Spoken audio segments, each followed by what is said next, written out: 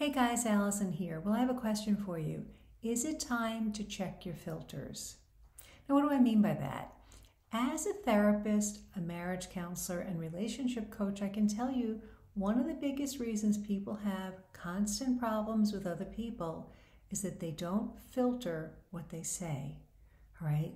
They're reacting instead of responding. All right, what do I mean? When we react, it's all emotions. We just blurt it out, and then we try to clean up that mess later. Now, we all might do that once in a while, but we all know that person, maybe you are that person, who doesn't have a filter. You just say anything that comes into your mind, anything you're feeling, anything that's bothering you, and it causes problems, right? So we really need to be mindful of that. If you want to have a healthy relationship with your spouse, with your children, with a significant other, at work, whatever it is, we need to learn how to respond to things and not simply react. We really need to kind of filter that. Sometimes, I'm not putting down anybody's feelings. Sometimes what you're feeling is very, very legitimate.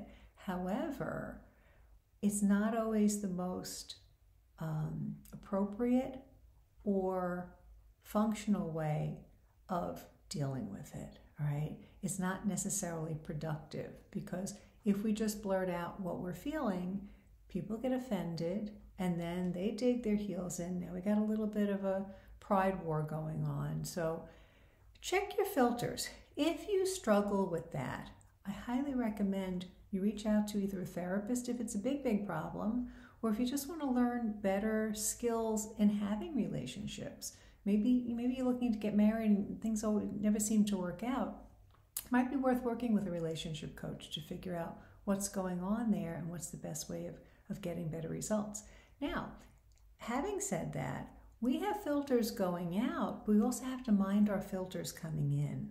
All right. We often have almost like a diet of junk food when we look at our thoughts and what's coming into our head. Are we around negative people all the time? Might need to filter some of them out. We might need to kind of like put some time limits on the time we spend with people who are always negative and nasty and angry. It's hard to be around that all the time without it kind of rubbing off on us. What are you watching on TV? What are you reading? What are you exposing yourself to? Are you watching the news constantly with all the negativity? You need to start putting some filters there too. What are you allowing to come into your mind, into your heart, into your psyche that's affecting you? All right. If we have all that's good, beautiful, and true coming in, all right, maybe we're around nature, we're around animals, children, positive things, scripture, prayer, adoration, all those beautiful things, that's going to have a positive impact. Whereas all the other stuff is going to have a negative impact, and then it kind of gets spewed out again. So I really highly recommend you start thinking about it. We always have to check our filter in our car, right, to make sure that the oil is flowing and everything doesn't get stopped up. We know what happens if we don't have good filters, right? Same thing with our air conditioning and things like that. After a while, the filters don't work and all the junk starts coming through. So maybe you need to check your filter. Maybe you need to clean your filter. Maybe you need to change your filter.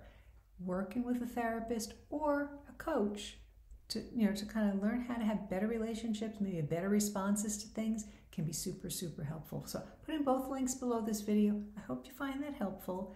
Again, if you maybe that person who doesn't have a filter, you kind of know it, it's something you can work on. No put down here, no judgment, but just think about it, because I want to see you have better relationships. And like I said, I know people that they're constantly fighting with people, but I also notice that they just say whatever's on their mind and it causes problems. So again, we have to be honest. Especially in an intimate relationship, we do need to share how we feel, but there's ways of doing that are going to be productive, and then there are ways that doing that can be very destructive to a relationship.